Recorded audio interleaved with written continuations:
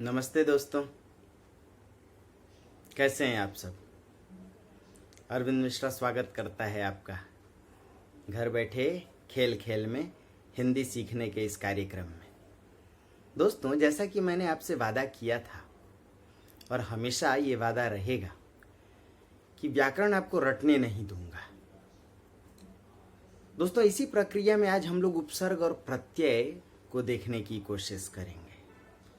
उपसर्ग और प्रत्यय, इस पर लगभग सभी परीक्षाओं में प्रश्न आते ही आते हैं, चाहे राज्य स्तरीय परीक्षाएं हों, एमपीपीसीएस हो, यूपीपीसीएस हो, आरएस की परीक्षा हो या छोटी परीक्षाएं हो, आप एसआई देना चाहते हैं, आरओ देना चाहते हैं, कोई भी परीक्षा दे लें। दोस्तों, उपसर्ग उप और सर्ग से बना शब्द है। उप का अर्थ पहले या निकट, और सर्ग का अर्थ रचना। सर्ग मतलब रचना, सर्ग से ही सर्जन बना है, सृजन बना है। जब महाकाव्य लिखे जाते हैं तो उसमें 7 या 8 सर्ग होते हैं। इसका अर्थ ही होता है एक एक सर्ग रचना की कड़ियों को जोड़ना। तो उप यानी पहले और सर्ग यानी रचना। किसी मूल शब्द, ध्यान से सुनिएगा, मूल शब्द के ठीक पहले जिन अवयवों को जोड़ा जाए उन्हें हम उपसर्ग कहते हैं। दोस्तों, उपसर्ग किसी भी शब्द को कई रूप और आकार से जोड़ते हैं। उपसर्ग का काम है शब्द निर्माण। उपसर्ग शब्दों को या तो विशेष बनाते हैं या उन शब्दों को विलोम, विपरीत अर्थ देने की कोशिश करते हैं। उपसर्ग या तो शब्दों का अर्थ ही बदल देते हैं या उन्हें और प्रभावशाली कर देते हैं। समझिएगा, ये 3 बातें। उपसर्ग मूल शब्द में जुड़कर नए शब्दों को जन्म देते हैं। कैसे? मान में अभि लगा दिया, अभिमान। मान में प्रति लगा दिया, प्रतिमान। मान में उप लगा दिया, उपमान। मान में सम लगा दिया, सम्मान। मान में अनु लगा दिया, अनुमान। मान में वी लगा दिया, विमान। अब आप समझिए कि उपसर्ग का काम है शब्द निर्माण। हिंदी की जो शब्द संरचना है या हिंदी की शब्द संपदा है, यानी हिंदी का जो शब्द भंडार है, उसमें शब्दों के निर्माण की प्रक्रिया उपसर्ग पर बहुत अधिक टिकी हुई है। क्योंकि उपसर्ग एक ही मूल शब्द को कई रूपों में ढालते हैं।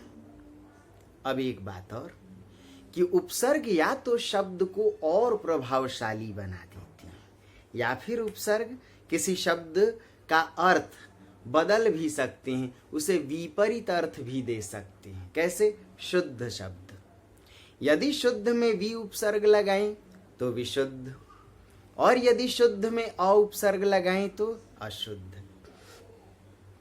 इसका अर्थ हुआ कि उपसर्ग विलोम शब्दों को भी जन्म देते हैं। कई बार कुछ उपसर्ग ऐसे होते हैं जो संरचनात्मक और विध्वंसात्मक, यानी सकारात्मक और नकारात्मक दोनों शब्दों को जन्म देते हैं। कई ऐसे उपसर्ग हैं, जैसे वी उपसर्ग। आप देखिए, शुद्ध में वी लगा दें तो विशुद्ध, निर्माण में वी लगा दें तो विनिर्माण, निवेश में वी लगा दें तो विनिवेश। ये सब संरचनात्मक शब्द हैं, याद रखिए। लेकिन इसी वी उपसर्ग को अब जरा देखिए, योग में लगाइए, वियोग, दूर हो जाना। फल में लगाइए, विफल। दोस्तों, इसका अर्थ है कि कुछ उपसर्ग सकारात्मक भी होते हैं, नकारात्मक। जैसे अ एक ऐसा ही उपसर्ग है, बिल्कुल अ नकारात्मक शब्दों को भी जन्म देता है। जैसे शुद्ध में लगाया अशुद्ध, लेकिन मर में लगाइए अमर, जो ना मरे। जर में लगाइए अजर, क्षय में लगाइए अक्षय। समझिए, तो कुछ उपसर्ग ऐसे हैं जो सकारात्मक और नकारात्मक दोनों अर्थ देते हैं। लेकिन कुछ उपसर्ग ऐसे हैं जो हर हाल में नकारात्मक ही होते हैं, जैसे कु उपसर्ग, कुशासन, कुपुत्र, कुमार्ग, कुयश, कुफल, तो ऐसे उपसर्ग भी होते हैं। ठीक है दोस्तों। उपसर्ग और प्रत्यय का क्या अंतर है? प्रत्यय बना है प्रति जोड़ अय से। प्रति का अर्थ सामने होता है। जब आप किसी क्रिया के सामने कोई और क्रिया करें या किसी क्रिया के विपरीत यानी क्रिया के होने पर कोई क्रिया हो, प्रतिक्रिया, तो व्यक्ति के सामने कोई हो, किसी के कार्य के बदले यदि कोई कार्य किया जाए तो उसे प्रतिकार कहते हैं। क्रिया के बदले प्रतिक्रिया। तो प्रति जोड़ अय, सामने, बदले। किसी शब्द के सामने यानी मूल शब्द के बाद जुड़ने वाले अवयव को प्रत्यय कहते हैं। अय मतलब जुड़ना, अय मतलब ढोना, दोनों अर्थ होता है। उपसर्ग मूल शब्द के पहले, प्रत्यय मूल शब्द के बाद। दोस्तों, उपसर्ग से तो विलोम या विपरीत शब्दों का जन्म होता है, विपरीतार्थक शब्दों का, किंतु प्रत्यय से कभी भी विलोम शब्दों का जन्म नहीं होता। आप किसी भी शब्द में प्रत्यय लगा के देख लें, आप विलोम शब्द नहीं बना सकते। दोस्तों, प्रत्यय की एक सबसे बड़ी पहचान यह है कि प्रत्यय हर हाल में, ज्यादातर यूं कहें, संज्ञाओं को जन्म देती है। ये खास बात है। बोलिए मेरे साथ, प्रत्यय संज्ञा निर्माणकारी अवयव है। प्रत्यय व्याकरणिक कोटियों का वह अंग है, व्याकरण का वह पहलू है प्रत्यय, जो संज्ञा निर्माण में सबसे अधिक भूमिका निभाता है। अब शब्द देखिए, लोहा। लोहा अपने आप में संज्ञा है। अब उसमें आर प्रत्यय लगाइए, लोहार। कुंभ में आर प्रत्यय लगाइए, कुम्हार। अच्छा में आई प्रत्यय लगाइए तो अच्छा विशेषण है, अच्छाई भाववाचक संज्ञा। फल संज्ञा है, वाला प्रत्यय लगाइए, फल वाला। दूध वाला, चाय वाला, कटाई वाला। लूटना क्रिया है ना, अब उसमें एरा प्रत्यय लगाइए, लुटेरा। मामा संज्ञा है अपने आप में, संबंधवाची संज्ञा। अब उस मामा में एरा प्रत्यय लगाएंगे तो ममेरा। नहीं बात समझ में आई? फिर संज्ञा। मतलब प्रत्यय का काम है ज्यादातर संज्ञा निर्माण। अब देखिए, मम संस्कृत में सर्वनाम है। अब इसमें ता प्रत्यय लगाइए, ममता। अरे किसी लड़की का नाम, हाँ, माता का ममता, स्नेह, वात्सल्य को कहते हैं, यानी ममता भी संज्ञा। तो बोलिए मेरे साथ, उपसर्ग से तो विलोम शब्दों का जन्म हो सकता है, प्रत्यय से विलोम शब्दों का जन्म नहीं होता। उपसर्ग शब्दों के पहले लगाए जाते हैं मूल शब्द के, प्रत्यय मूल शब्द के बाद लगाए जाते हैं। दोस्तों, एक और बहुत बड़ी बात है जो समझने लायक है। उपसर्ग और प्रत्यय को आप मोटा मोटी कैसे समझें? उपसर्ग के 4 भेद हैं। जिस प्रकार व्युत्पत्ति के आधार पर शब्दों के 4 भेद हैं, तत्सम, तद्भव, देशज, विदेशज, उसी प्रकार उपसर्ग के भी 4 भेद हैं। तत्सम उपसर्ग, तद्भव उपसर्ग, देशज उपसर्ग, विदेशज उपसर्ग। तत्सम उपसर्ग क्या होता है? आप सिंपली कहते हैं, जो संस्कृत के शब्दों में लगे उसे तत्सम उपसर्ग कहते हैं। ठीक है, आपकी समझ दुरुस्त है, लेकिन जरा मेरे तरीके से समझिए। तत्सम उपसर्ग संधि नियम से भी जुड़ते हैं। कैसे? अति तत्सम उपसर्ग है। बोलिए, अति जोड़ आचार, अत्याचार। अति जोड़ अंत, अत्यंत। अति जोड़ उक्ति, अत्युक्ति। अभि तत्सम उपसर्ग है। देखिए, अभिजोड़ आगत, अभ्यागत। अभिजोड़ उत्थान, देखिए सब मूल शब्द हैं, अभ्युत्थान। अभिजोड़ उदय, अभ्युदय। अरे हाँ या ना? प्रति तत्सम उपसर्ग है। देखिए प्रति जोड़ अर्पण, प्रत्यर्पण, बात समझ में आ रही है। नीह, दुह, ये सब तत्सम उपसर्ग हैं। तत्सम उपसर्ग की एक और पहचान है कि एक तो ये संधि नियम से जुड़ते हैं और ऊपर से ये तत्सम उपसर्ग शब्दों में बदल जाते हैं। कैसे? अति जोड़ाचार, देखिए अति है ना, अब यह शब्द में जुड़ करके यण संधि नियम से अत्याचार, अति से अत बन गया, अ आधा त। जैसे नीह, देखिएगा नीह जोड़ रोग। अब शब्द बनेगा तो न में छोटी की मात्रा विसर्ग है, लेकिन शब्द बनते ही बदल गया उपसर्ग, निरोग। अरे हाँ या ना? जैसे निह जोड़ चय, तो देखिएगा निश्चय, तालव्य स। हाँ बिल्कुल, छोटी की मात्रा में विसर्ग हो और बाद में कोई च छ ध्वनि हो तो याद रखिए विसर्ग छोटी को बदल के तालव्य स में कर देता है। कैसे? निह जोड़ चय निश्चय, निह जोड़ चल निश्चल, निह जोड़ छल निश्चल। ऐसे ही दुह उपसर्ग, दुह जोड़ चरित्र दुश्चरित्र, च छ के पहले आधा तालव्य स लगता है दोस्तों। तो तत्सम उपसर्ग बदलते हैं, तत्सम उपसर्ग संधि नियम से भी जुड़ते हैं। दोस्तों तद्भव उपसर्ग का क्या अर्थ है? ये तद्भव उपसर्ग, तद्भव का अर्थ ही होता है हिंदी के शब्द।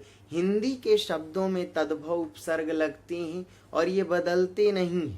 इनके दो रूप हैं, ये संख्यावाची भी हैं और सामान्य भी हैं। कैसे? जरा देखिए, कहते हैं दो, बोलिए दो राहा, दो मुहा, दो साला, दो पट्टा, दो मट, दो मिट्टियों के मिलने से।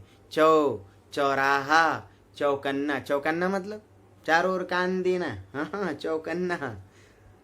थ, चौपाया, चौपाई, ती, तिमाही, तिपाई। तो तद्भव उपसर्ग हिंदी के शब्दों में लगते हैं। कैसे? पकन हिंदी का शब्द है, लगाइए उसमें उपसर्ग अध, अध पका, अध कच्चा, अध मरा। जैसे तद्भव उपसर्ग भर, बोलिए भर पेट, भरसक, भरमार, इतना मारा कि भर दिया मारते मारते, है ना? या कोई चीज भरपूर, पूरा कर दिया, भर दिया, तो ये तद्भव उपसर्ग है। जैसे निहत्था, हस्त देखिए तत्सम है, लेकिन तत्सम का तद्भव हाथ, अब उसमें निहत्था। कर्म का तद्भव काम है, निकम्मा, निठल्ला। दोस्तों जो देशज उपसर्ग हैं वो ध्वनि मूलक होते हैं। ध्यान से सुनिएगा, देशज उपसर्ग ध्वनि मूलक होते हैं, देशज उपसर्ग अनुकरण मूलक होते हैं, वस्तु से निकलने वाली ध्वनियों में लगाए जाते हैं। देशज उपसर्ग आवृत्ति मूलक होते हैं। कैसे? आप देखेंगे जितनी ध्वनियां निकलती हैं, पट, किच, हच, हड़, तड़, बड़, सट, है ना, चीर, पीर, धड़, सट, छट, ये सब देशज उपसर्ग हैं और इन्हीं से शब्द भी बनते हैं और ये आवृत्ति मूलक 2 बार आते हैं। कैसे? बोलिए तो। बारिश बूंदें जब पत्तों पे गिरती हैं तो ध्वनि कैसी निकलती है? टप। देखिए आवृत्ति का अर्थ 2 बार आना, बोलिए टप टप आहट। अब देखिए इनमें आहट भी लगा हुआ है। बोलिए देशज उपसर्गों की पहचान यह है कि अपने साथ प्रत्यय भी लेके आते हैं। जब हम खाना खाते हैं, दांतों के नीचे कोई कंकड़ वगैरह आ जाए, कोई बालू आ जाए, तो कैसी ध्वनि निकलती है? किर, बोलो तो बोलिए किरकिराहट। अरे हाँ या ना? उंगली में गोंद चिपक जाए तो आप कान के पास ले आके उंगली को छुड़ाइए, ध्वनि निकलती है चिप, बोलो चिपचिपाहट। मिर्ची खाएं तो नाक से पानी वगैरह गिरे, फिर उसको ऊपर सुड़कने के लिए सुर, सुरसुराहट। तो देशज उपसर्ग अनुकरण मूलक होते हैं, ध्वनि मूलक होते हैं, आवृत्ति मूलक होते हैं और हाँ प्रत्यय जुड़ कर के ही शब्द बनाते हैं। विदेशज उपसर्ग का मतलब होता है जो अरबी फारसी के शब्दों में लगाए जाएं और उन्हीं से आए, या अंग्रेजी या फ्रेंच भाषाओं के शब्दों में लगाए जाएं। जैसे अपने यहाँ हिंदी में सबसे पहले तो विदेशज शब्द समझिए, सभी विदेशी भाषाओं के शब्दों को विदेशज नहीं कहते, इसको जेहन में ठीक से रखिएगा। विदेशी भाषाओं के उन शब्दों को विदेशज कहते हैं जिनका हिंदी के आम बोलचाल में प्रयोग हो। आप चाइना से लाके कोई भी शब्द बोल दीजिए अचानक तो उसे विदेशज नहीं कहेंगे, बल्कि विदेशी भाषाओं के ऐसे शब्द जो हिंदी में आम बोलचाल में अपना लिए गए हों। मास्टर, स्कूल, रजिस्टर, अक्ल, अलमारी, पिन, सुने होंगे आप सब विदेशज शब्द, स्टेशन, टिकट। तो विदेशज उपसर्ग विदेशी भाषा के ही शब्दों में लगाए जाते हैं जिनका हम हिंदी में प्रयोग करते हैं। अब जरा सोचिए, हमारे यहाँ मास्टर दिन भर बोलते हैं, हमारे यहाँ सब रजिस्टर दिन भर या रजिस्ट्रार बोलते हैं। देखिए इंस्पेक्टर बोलते हैं, सब इंस्पेक्टर विदेशज उपसर्ग है ना। सब डिवीजन, सब मजिस्ट्रेट, अरे हाँ या ना। जैसे head, head master, head mistress, head clerk. अरे बात समझ में आ रही है। ऐसे ही अरबी फारसी के उपसर्ग हैं, जैसे बे, बा, कम, हम, ना, ता, सुने होंगे, बिला, बीना, खुश, बद, फी। ये सब दोस्तों विदेशज उपसर्ग हैं। विदेशज उपसर्गों की भी एक खास पहचान है कि ये विदेशज शब्दों में ही जुड़ते हैं और अर्थ देते हैं।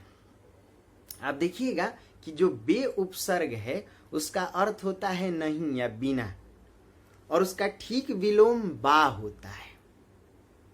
विलोम क्या होता है? बा। बोलिए मेरे साथ, बे अक्ल, बा अक्ल, बेखुदा, बा खुदा, बेहया, बा हया। अरे हाँ या ना। बेमुशक्कत, बा मुशक्कत, बेइज्जत, बा इज्जत, बेशक्ल, बा शक्ल, बेशक, बा शक।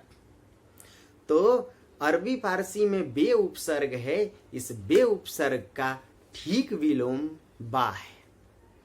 ऐसे ही अरबी फारसी में खुश उपसर्ग है, उसका ठीक विलोम बद है। कैसे? बोलिए, खुशबू। बू मूल शब्द है। बू को संस्कृत में गंध कहते हैं, तो संस्कृत में देखिए सुगंध, दुर्गंध। तो तत्सम उपसर्ग सु है, दुर है। हाँ, सु जोड़ागत स्वागत भी, इसलिए तत्सम उपसर्ग संधि नियम से भी जुड़ते हैं। हाँ, सु जोड़च्छ स्वच्छ। नहीं बात समझ में आई? सु जोड़ल स्वल्प। दोस्तों, तो उसी प्रकार विदेशज उपसर्ग में खुश और बद। बोलिए, खुशबू, बदबू, खुश मिजाज, मिजाज मूल शब्द है, बद मिजाज। अरे हाँ या ना। तो खुश और बद दोनों विलोम। ऐसे ही ला विदेशज उपसर्ग है, जिसका अर्थ होता है असंभव, लापता, लाजवाब, जिसका जवाब ना हो, जिसका पता ना हो, जो किसकी संतान है मालूम नहीं, लावारिस। है या ना। ऐसे ही दोस्तों ता का अर्थ होता है भर, ताउम्र, ताजुब, ताबूत। ऐसे ही दर का अर्थ होता है पूरी तरह 100%, किसी को अपने से पूरी तरह दूर कर देना, दर किनार। कोई पूरी तरह अपने बीच में हो, दरमियान। समझिए, दर होशियार। कभी कभी तो कुछ लोग गाली भी देते, एक नंबर का दर डैश डैश है ना। यानी पूरी तरह 100%। तो दोस्तों, ये रहे उपसर्ग के 4 भेद। विदेशज उपसर्गों पर एक अलग से वीडियो डालूंगा 2 दिन बाद, कि लगभग 14-15 ये उपसर्ग हैं। जैसे फी उपसर्ग, इसका अर्थ प्रत्येक होता है, फीसदी, प्रतिशत संस्कृत में, फीसदी। प्रति व्यक्ति के लिए फी आदमी, हर एक मैदान के लिए फी मैदान। ऐसे ही विदेशज उपसर्गों में आपने सुना होगा ब भी एक उपसर्ग है, जैसे बकौल है ना, जैसे बदस्तूर। ऐसे ही दोस्तों बिला और बिना भी विदेशज उपसर्ग है जो बे का अर्थ देता है, जैसे बेमतलब, बिना मतलब, बेवजह, बिला वजह, बिना वजह। इनका एक अर्थ है। हम का अर्थ होता है जो एक जैसी चीजें हों, एक क्लास में पढ़ने वाले लोग, एक देश में रहने वाले लोग, हम वतन, एक जैसी शक्ल के लोग, हम शक्ल, एक नाम वाले लोग, हम नाम, हाँ, एक राह पर चलने वाले, हम राही, एक दर्द को जीने वाले, हम दर्द, है ना, एक ही राज को जानने वाले, हम राज। और कोई यदि आपका राज खोल दे, वह आपका राज अब पचाना नहीं चाहता, तो समझिए नाराज है वो आपसे, ना राज, राज खोल दे। तो ना भी विदेशज उपसर्ग है। कैसे? नापसंद, नाराज, नासाज, अरे हाँ या ना, नामर्द। ऐसे ही दोस्तों विदेशज उपसर्गों में गैर भी उपसर्ग है। कैसे? गैर हाजिर, बोलो, गैर मर्द, गैर सरकारी। ऐसे ही सर और दर भी विदेशज उपसर्ग है। कैसे? सरकार, सरहद, सरजमी। सर का अर्थ होता है प्रमुख, और दार मतलब ओहदा। हाँ, जितने भी पोस्ट है उसमें दार प्रत्यय लगा होता है। दार का अर्थ ही होता है ओहदा। सूबेदार, हवलदार, थानेदार, सुना होगा आपने। तो जो दारों में दार हो, सरदार, है ना। दोस्तों प्रत्यय को जानने के लिए खूब ध्यान से एक पंक्ति सुनिए। एक तो प्रत्यय मूल शब्द के ठीक बाद लगाई जाती है। कुछ शब्द ऐसे होते हैं जो उपसर्ग और प्रत्यय दोनों से मिलकर बनाए जाते हैं। ऐसे शब्दों को उभय पद शब्द कहते हैं। कैसे? देखिए, मनु में एक अप्रत्यय लगाएं तो मानव शब्द बनता है, लेकिन मानव के पहले एक उपसर्ग लगाइए अ, और फिर ये प्रत्यय लगाइए अमानवीय, तो उपसर्ग भी है, प्रत्यय भी है। अरे हाँ या ना। जैसे असंसदीय, असंवैधानिक। हाँ बिल्कुल, देखा जाए तो इसमें कई उपसर्ग जुड़े हुए हैं। सम अपने आप में उपसर्ग है, अ भी उपसर्ग है, और वैधानिक शब्द विधि से बना है, और इक प्रत्यय फिर उसमें है। तो ऐसे शब्दों को उपसर्ग और प्रत्यय दोनों से मिलकर बना उभय पदात्मक शब्द कहते हैं। दोस्तों आजकल परीक्षाओं में पूछा जाता है कि मूल शब्द निकालें। तो मूल शब्द का अर्थ है कि उपसर्ग को भी काट दीजिए, प्रत्यय को भी काट दीजिए, जो शब्द बचता है वही मूल शब्द है। अब इसमें भी कई बार आपको ध्यान रखना होगा। याद रखिए, दानव, मानव, ये सब मूल शब्द नहीं है, ये सब प्रत्यय से बने हुए हैं। दनु की संतान दानव, तो मूल शब्द दनु। मनु की संतान मानव, दीति की संतान दैत्य। तो आपको ध्यान रखना होगा कि मूल शब्द हैं कैसे। दोस्तों प्रत्यय को जानना बहुत आसान है। प्रत्यय के दो भेद किए गए, कृदंत और तद्धित। जो कृदंत प्रत्यय है वो धातु और क्रियाओं में जुड़ता है। बोलिए, जो कृदंत प्रत्यय है वो धातु और क्रियाओं में जुड़ता है, और जो तद्धित प्रत्यय है वो संज्ञा, विशेषण, सर्वनामों में जुड़ता है। मूलतः संज्ञा विशेषण। सिंपल याद रखिए, जो क्रिया में जुड़े कृदंत प्रत्यय। कैसे? जरा सोचिएगा। अच्छा में आई प्रत्यय जोड़ें तो क्या शब्द बनेगा? अच्छाई।